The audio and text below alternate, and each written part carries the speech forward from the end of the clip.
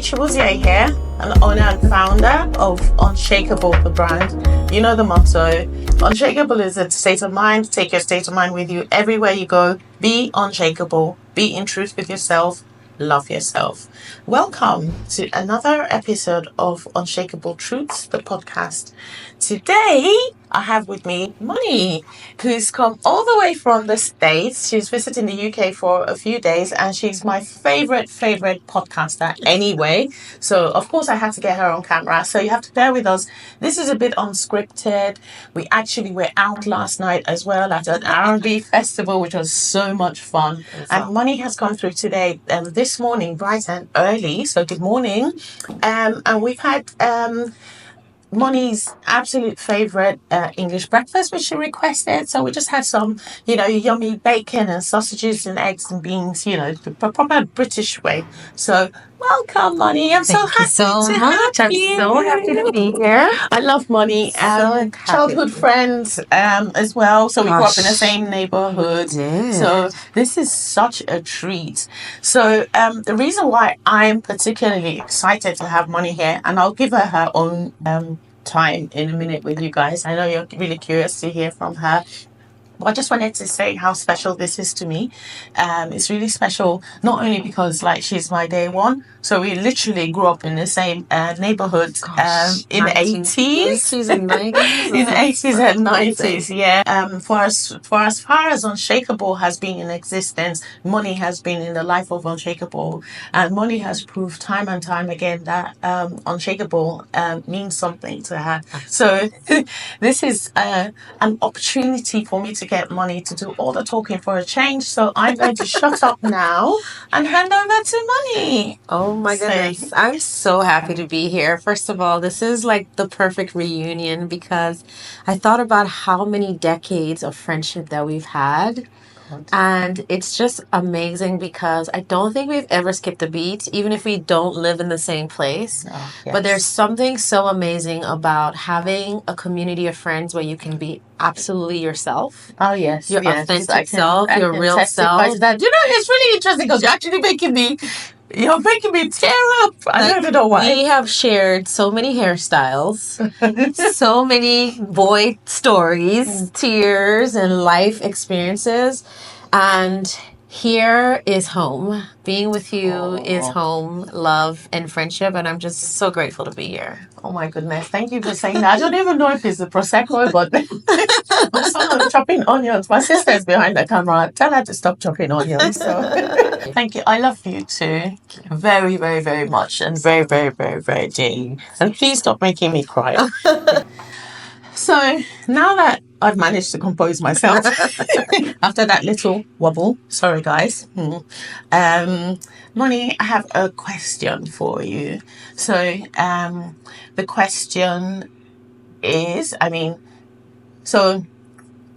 kind of know, or I can sense what it is that Unshakable means to you because you are a living example of an unshakable woman anyway. I really, really, truly believe that.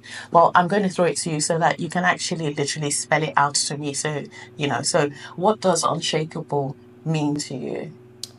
I think that's just such an amazing question. But before I even answer what it means to me, can I just thank you for giving us that mantra? The minute I saw it and I heard it, and something about it speaks to the core of something in all of us. And I think it's so important, especially for women. I mean, obviously anybody can tap into the Unshakable movement, but especially for women, because I think women experience the world so vastly different from men or from other genders. And something about that to me just spoke to the core of womanhood and the strength that we all tap into to overcome the ways that society tries to box us in. But I think for me personally, being unshakable means having an internal compass within you that gives you clarity, confidence, and also an assuredness about exactly who you are. because I think the world will sometimes make you doubt who you are. There can be imposter syndrome where you feel like, can I do this? Do I belong here? Do I Absolutely. have the skills? Am I strong enough? But I think when you have that internal compass that lets you know who you are, I'm confident, I'm a good writer, I'm a good friend, I'm a good sister, then at the core, you can always tap into those things when other things are happening to remind yourself, to ground you, to center you. And so for me, being unshakable is being internally clear, Love it. confident, and assured of who you are. I love it. So let's talk about this internal compass. So a couple of people in the past have tried to drive it in one direction or the other. So obviously, Unshakable does not subscribe to any particular religion. So the fact that I'm Christian means that I, Sally Chibuzie, I'm Christian, as opposed I don't expect every single Unshakable person to be Christian. Yeah. So I guess when you talk about the internal compass, who is that or what is that? Yeah. Is that like your inner voice or your... Oh, I took the words out of your mouth. Oh, no. That's great. I loved that. Yeah. I think it also really means that you have to know your own individual identity outside of different roles and different titles. So I think if we start to look at ourselves from the lens of like, I'm a woman, then that in itself can sometimes create some limiting beliefs. But if you're unshakable and you have your own clear identity about who you are, then is who is Moni? Who is a Monica? Who is Sally inside of herself? And this is not to mean that there isn't a space for faith within that.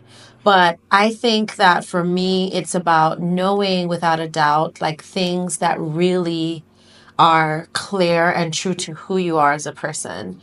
And for me, finding those things did not come easy at all. Even though when we were younger, we've always been like such deep thinkers and we'll have all of these like serious adult conversations. Yeah, and cry over Celine Dion.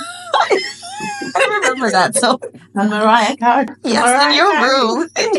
I remember that and write down the lyrics. Yes. But I think the truth is that out of adversity, really, has been really the thing that has really helped me to define who I am. Like, I've lost jobs, you know, I've got laid off from a job, or I've had relationships that I thought were headed in one direction that completely fell apart. And at each of those points in time, there were times where I felt that I didn't know who I was. But I'm so grateful actually for some of those experiences, because out of those things, I've been able to define who I am. And it's from that place that I start from now. And so I always say to myself, and this is not to be arrogant, it's just to be clear. One thing that is unshakable about me is my confidence. And so I'm going to be confident about what it is that I do know. And I'm also confident about what I don't know, and I'm going to learn about it.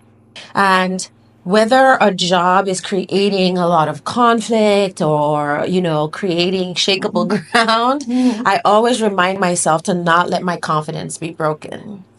And another thing, too, is to try to lead with kindness and lead with care. I just feel like I want to rest in a place of more care for myself first and care for other people, and to do so without expectations. Like, I don't want to lead with kindness or lead with care and say it has to be matched exactly in that way.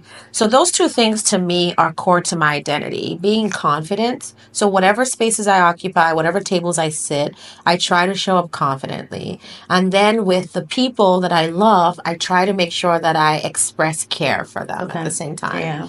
And so those two things to me are central to my identity, and I try to ensure that I'm consistent in that way, show up in that way, and then just remain unshakable. Yeah. Yeah. So, okay. So everything you said is super amazing, but obviously I've picked out a few things that I just want to explore. Absolutely. Just a little bit more. Yeah. So, how would, for example, an unshakable woman deal with imposter syndrome? Oh, good one. I'm asking this because I do have a whole full episode of that with my friend Likala coming up. I just thought, because you've mentioned it already, I just thought I would ask the question, about imposter syndrome. That's such a good one. What do you think? Yeah. And I think that it's so common too, right? Like you're going to experience moments in time where you're just going to doubt whether you can really do something. I think it's really good to be able to assess whether it's coming from what someone else has said to you or whether it's coming from just a natural, sometimes lack of confidence or like a natural, just like, okay, this is new or it's different or it's big. And so I think that at the core, like dealing with imposter syndrome is, again, to go to that core of who you are. But you cannot just pick up the core of who you are. It's something that you really have to practice every day. You have to be so sure and so clear and move from that point on a regular basis, because when things like imposter syndrome show up, then you need to be able to tap into that and say that it's close by, that I know what I'm experiencing right now is imposter syndrome. And so I'm going to immediately go into my confidence. But I also think that it's really important that we're all able to be prepared and educated in a way. And I don't mean like a formal education. I mean like whatever it is that you're doing, whatever it is that you have chosen as either a career or a path that you want to take, that you are able to execute it to a place where, somebody might tell you something and that it doesn't throw you off because you're like, no, I know my skills in this way. Like, I'm confident about them like that. I know for sure. And that's why I meant like you have to assess whether this is based on what someone else is saying or whether it's based on just a natural fear that would show up. And I can even give the example, and I'm not even a mom, but I can give an example of like mothering, right? Like, I'm pretty sure some of the older generation, like our moms and our aunties, will come in and tell you that you're not doing something properly for your kids, right? And that can create imposter syndrome because it's like, whoa, am I really not? And then you have to say to yourself, no, the core of me is a person that moves with care. I know exactly what I want to instill in those children. And I'm going to practice my care in this way. And it's not going to be based on what someone else has said. So that's why I just really love that term unshakable, because to me, it really is just another way of saying what are the things that are immovable about me, that I know for certain that other voices aren't going to come in and create some doubts or fears about. And so, I would say that that's sort of how I deal with imposter syndrome. It's not like it doesn't show up, but I think I just try to tap into the core of those things that I know about myself and then move from there to remind me to get back on more solid ground and, just go with it. It's okay to be, it's okay to allow these things to evolve, if you like, and grow and change into different things if you want to. But it's also okay to understand the things that are intrinsically you. So, for example, and it could be little things as well. And I always give this example. So I think there's a general expectation by the general public and the world, or maybe it's in my head, that Sally's nails will always be red and black. So it's silly. It means absolutely nothing, actually, but it's just the way it is. So that's just something that's me. So every time I go to the nail place to get my nails done, they're like, oh, sorry. Sally, do you think you're going to try a different color today? And I'm like, yeah, okay, yeah, we'll see how it goes. And then they start, and I'm, no. Just give me what I like. Yeah, exactly. This is me. This is how, this is how I identify. Exactly. This is, Exactly. So it's just a little example of, a small thing which could potentially be bigger, but it's a little, foundation. Yeah, so, absolutely. That's kind of the way. So consistency too. Exactly that. So let's talk more about leading with kindness, because this one is very difficult. So I say that because the world's very selfish. Everyone is after their own, whatever works for them, which is fair enough. Like, so if you don't look after yourself, who will look after you? Do you know what I mean? It has to start with you. Yeah. So obviously, we're leading with kindness, but we're also doing so with boundaries. So Absolutely. Yes. So the thing I've been saying, I like yes, that. Reminder to self. Yes, reminder to self. So the thing I've been saying to myself over the last couple of weeks especially is, I tend to follow the love. So go where the love is. So this morning I woke up and when in the shower I was thinking about, it's really weird because I was trying to make up all this, this clever conversation. I was trying to figure out what I was trying to say. It was like, so I was like, okay, Sally, so if for example you are coffee, right, and people like coffee, that you can't then suddenly start wondering why people who drink tea don't like you. So because you're coffee, so you can't do you know, like, so you can't create a version of yourself that's acceptable to everybody. So in leading with kindness, you also have to be true to yourself and your own, do you know what I mean? So your needs. What do you think about that? This is such a good one because I think, like, I'm a woman of we're women of certain ages, whatever. We're in our 40s, deal with it. Yeah. We're okay. The truth is that a lot has changed. Yes. Who I am has changed, and some of my core relationships have changed. And the thing that you said is that everybody I'm glad I made the cut, by the way. Oh no, yes, exactly. Then that's the good thing about having people that can change with you, right? And allow you to still be you with the growth. Yeah.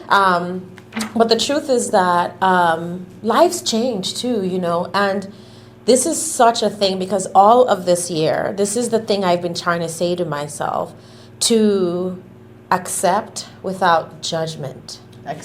Because my first reaction, and when you go through like these life changes and you're at the stage of first establishing boundaries, you tend to over course correct. So your boundaries become like these real high walls where you're just sort of like I'm cold now. I just you've harmed me, you hurt me. Yeah, walls are too high. My therapist had a really good description of boundaries. She said boundaries are a wall, but they're windows. On the wall. On the wall. You're not closed off. Like that's a good one. You have windows and doors that you're able to open and shut. You allow a little bit of access. You can open them widely or you can open them a little bit. But the thing too is about acceptance without judgment, which means that you accept what the relationship is or what the situation is without attaching judgment to it. Because when you attach judgment to it, then you put people in the categories of you're good or you're bad. But when you have acceptance, it's just a clarity of like, okay, I have needed from this person a little bit more communication, a little bit more check-ins. I've expressed that because you have to give people a chance to understand what your needs are. I've expressed that. And what I realize now is they're not able to show up in that way. I accept them. I still love them. I'm still going to express kindness towards them, but I'm going to let go of the expectation of a different outcome, which means that there will be distance, there will be less communication, but you have accepted that it is what it is without attaching a negative emotion to it, because then that becomes a burden on yourself.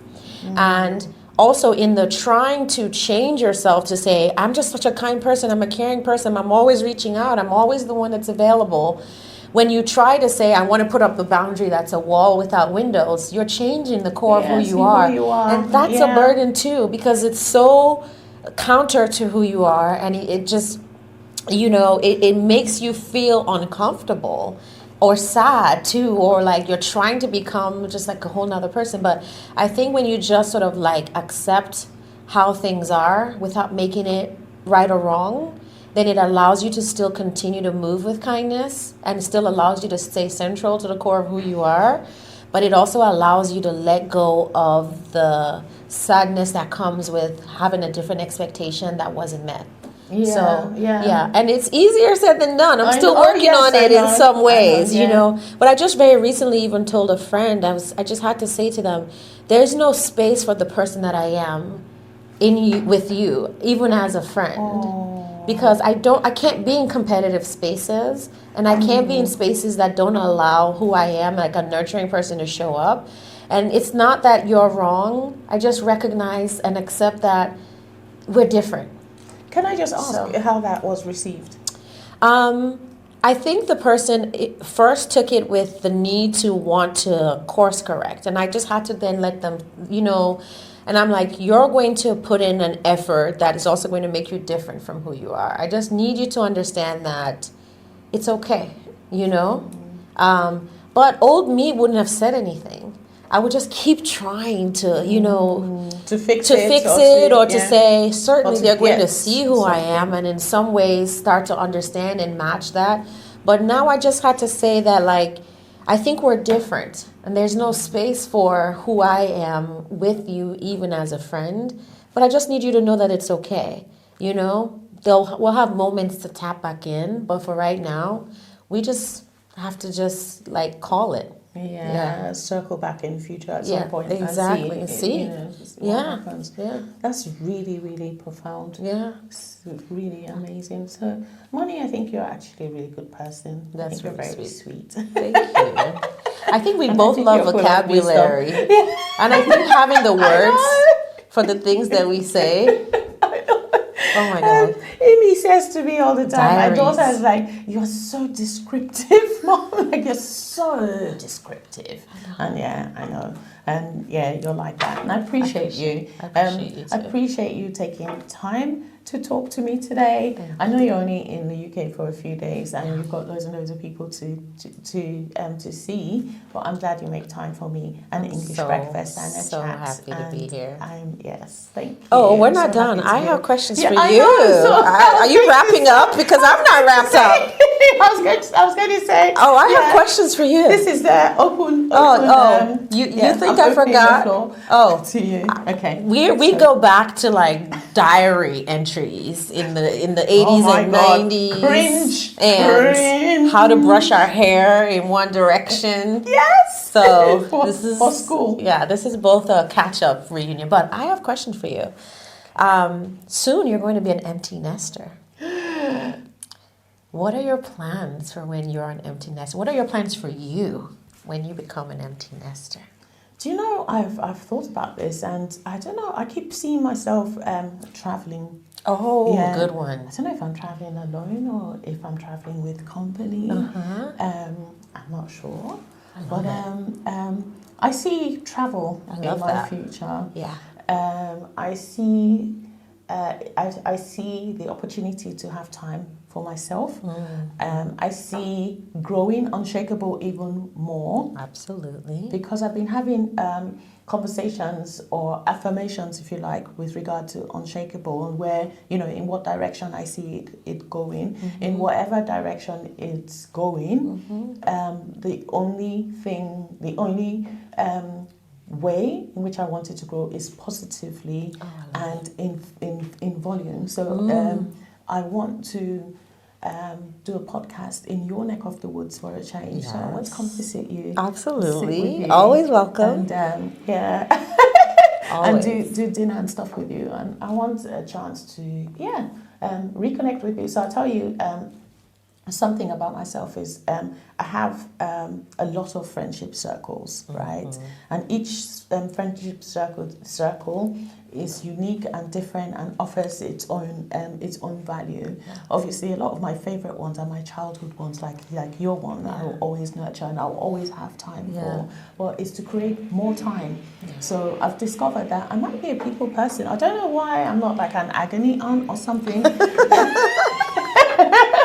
But so to create time for my people and just be present and to show up, because I've given everything I have to my children, and now it's time for me to do whatever I want. So let's watch this space. So it might be church or it might be sex, drugs, and rock and roll. Am I allowed to say that on the www? I don't even know. But I'm just balance. It's called levity. Yeah, exactly. So who knows? Yeah. Look out, world. Sally Chiwuzie, the empty nester, is on her way. I love it. Can I just say that, like, I mean, you're a big sister to, like, two other biological sisters, but you've been a big sister to so many of us. And I know that there are so many other people who were, like, friends with your sisters, but then became your bestie as well. Yes. And you've been a mom. Yes. You're a lawyer as well. Let's not forget that part. Don't forget she's got a law degree. Yes, I do. But you have remained consistent, because I can literally call you anytime and say, I want to run this by you. Can you talk, listen to me? And you will listen. You will make time. And so I'm so grateful. That is the core of who you are. And it has been unshakable for decades. I can independently verify. Oh, thank you. So see, I'm guys, super grateful. I'm not a fake. Well, it's actually a true thing. It's true. Yeah? It's a lifestyle. It really is. It is a lifestyle. Yeah. It is a lifestyle. So I think that's what these podcasts are turning into. So obviously, as the more I do them, the more I try and find where this whole thing fits in the grand scheme of things. Absolutely. And this is it. So it is lifestyle. Yeah. I like it. Narrowing that down, it's women. And connecting and thinking, and sharing ideas. Yeah. My last question before we go is, why am I so scared? What was the defining moment that made you come up with Unshakable, and that is now turning into a whole movement? Oh gosh, it's going crazy. Yes, it's okay. So, I had Silent Symphonies written in 2001. Actually, yes, we didn't publish until 2015. Yeah. So and that was because I felt really restricted for many reasons, including imposter syndrome. Actually, so when Silent Symphonies came out, I was literally living with Layla as my best friend. So the main character in the book is called Layla, by the way. So she was my best friend. In fact, I think my sisters can testify to, there's a really sad part in the book where she lost somebody she loved. Oh my goodness, I cried for days. Oh. And my sisters were like, sometimes what is wrong the with characters find you. What is wrong with you? Don't you understand? Sometimes the characters just live with you. They were like, but hang on a minute, did you write it? I was like, imaginary it's not the point. It's not the point. This bad thing. Why can't I hear your sisters' voices? I know exactly what you're talking about. So especially Malika. Malika was very unimpressed actually. But they cried. I love it though.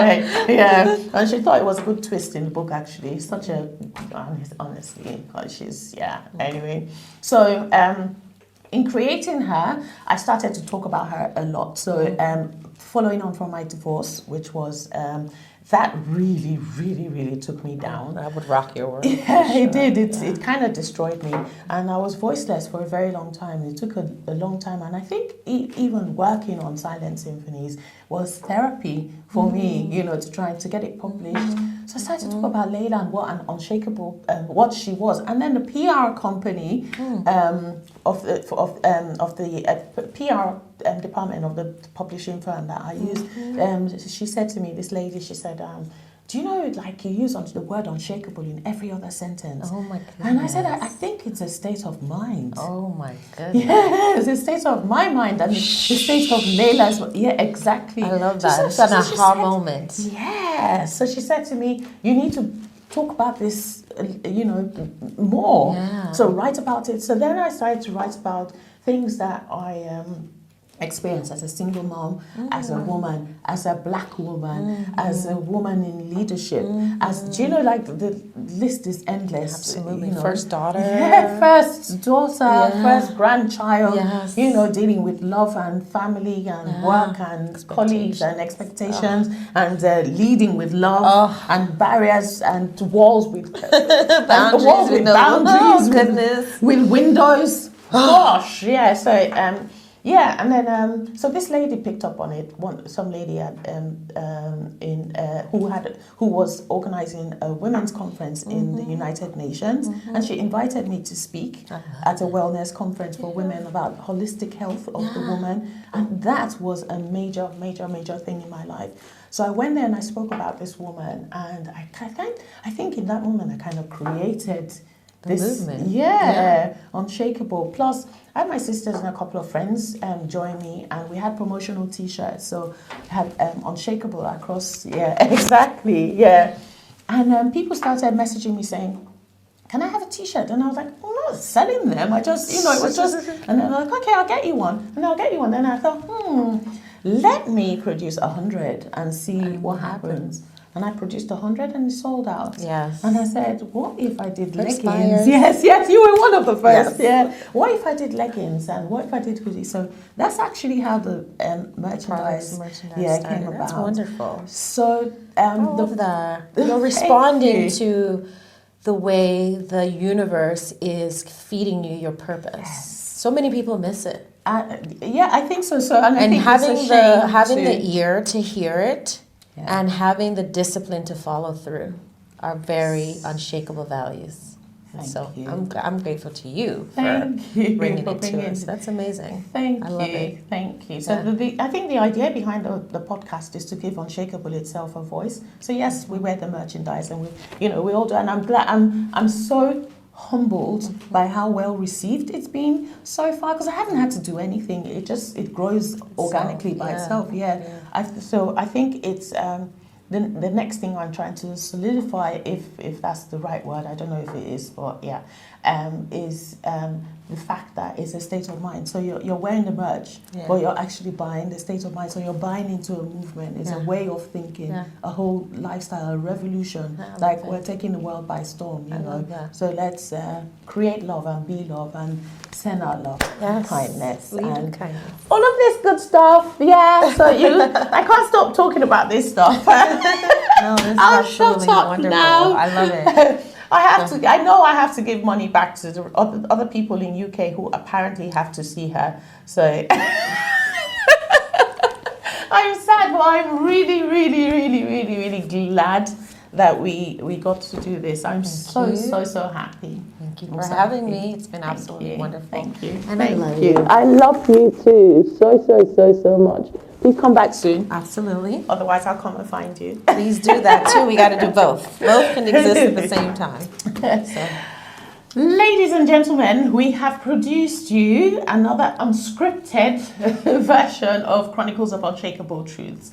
So I like the direction in which this is going. It seems we're narrowing down more and more every day about what it is to be unshakable. So eventually we'll get to the bottom of it. But what I realized with every podcast is that it's such an individual journey. So everything Moni has said, I'm sure you've taken your own, you have your own take on them. You have your own ideas of how this should work. It's all personal. If you have any questions, please fire away. If you send me, if it's directed at her, I'm going to put her IG handle on the screen as well. So yeah, you can ask her, you can follow her and ask her.